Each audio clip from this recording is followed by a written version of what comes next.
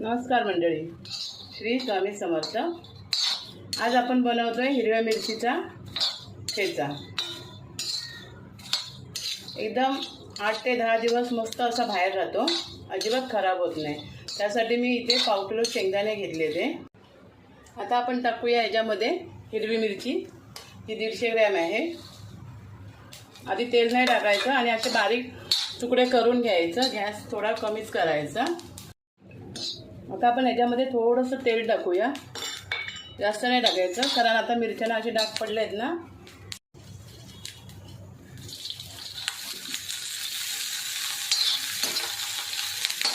आणि ह्याच्यामध्ये लसूण टाकून घ्यायची। 2 गड्ड्या लसूण घेतली आहे मी। जिरं नाही मी टाकणार कारण मला ठेच्यामध्ये ना मला जिऱ्याचा वास नाही आवडत। आता थोडीशी कोथिंबीर पण ह्याच्यातच टाकूया। कोथिंबीर तुम्ही जास्त टाकलात तरी चालेल। आता आपण पहिल्यांदा शेंगदाणे लावून घेऊया मिक्सरला।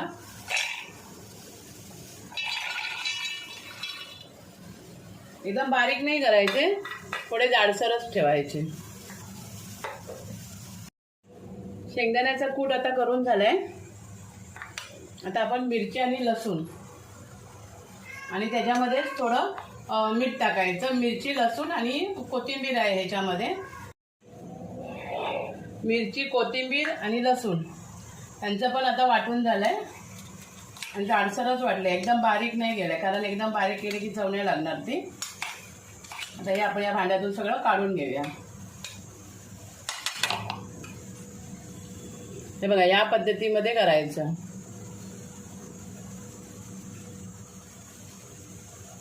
एवढं जाडसर ठेवायचं। तेल आता गरम झालंय। तेल गरम झालं की हा जो मिरची आणि लसूण आणि कोथिंबीर बारीक केली आहे ना ते टाकून घ्यायचं आणि गॅस कमीच ठेवायचा जरा।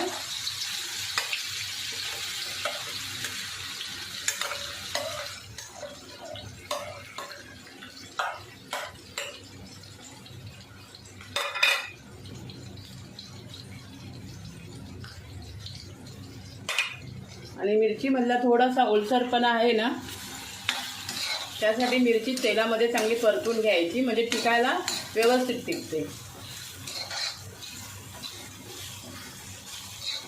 कमी गॅसवर परतते मी। आता आपण मीठ टाकून घेऊया। माझ्याकडे जाडं मीठ आहे त्यामुळे जाडं मीठ हे अंदाजाने टाकायचं। आता आपण जाडं मीठ टाकले आणि आता परतून घ्यायचं। थोडा पाण्याचा अंश जो असतो मिरचीमध्ये तो सुकायला हवा। आणि शेंगदाणे याच्यानंतर टाकायचे आपण, कारण आता शेंगदाणे टाकले ना तर तो कडक होणार शेंगदाणे त्याच्यामध्ये।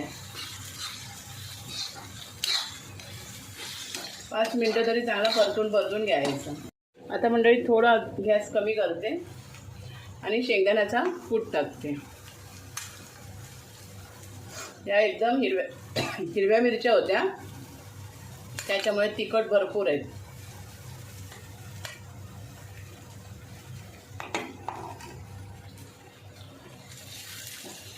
म्हणजे अजून थोडासा शेंगदाण्याचा कूट टाकावा लागणार आहे।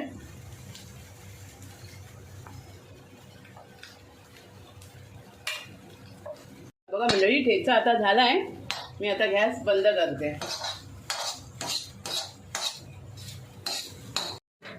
हा बघा मंडळी, हिरव्या मिरचीचा ठेचा आणि मी ह्याच पद्धतीने प्रत्येक वेळेला करते। व्हिडिओ तुम्हाला आवडला तर एक लाईक करा, शेअर करा आणि सबस्क्राईब करा।